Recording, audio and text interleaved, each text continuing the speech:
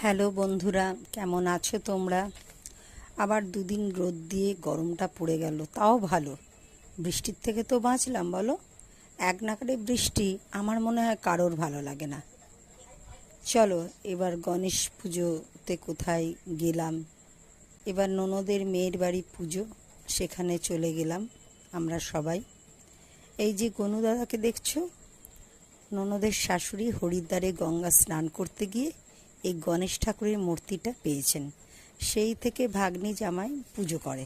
খুব সুন্দরভাবে সাজিয়েছে, দেখো, খুব ভালো লাগলো।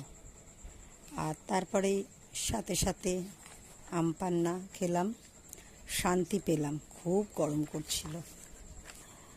যা হয় একসাথে সবাই মিলে থাকলে একটু আড্ডা। আমরা তিন যা আর ভাগ্নি। চলো এবার ডাকাডাকি করছে খাওয়ার জন্যে, ডান হাতের কাজটা সেরে ফেলি। বেশ ভালো আয়োজন ছিল, সবগুলো তোলা হলো না। যাই হোক, বেশ ভালো গেল দিনটা আর সন্ধ্যাটা। তাহলে আজকের মতো শেষ করি। সবাই ভালো থেকো, সুস্থ থেকো আর সবাইকে ভালো রেখো। আসি তাহলে, টাটা, গুড নাইট।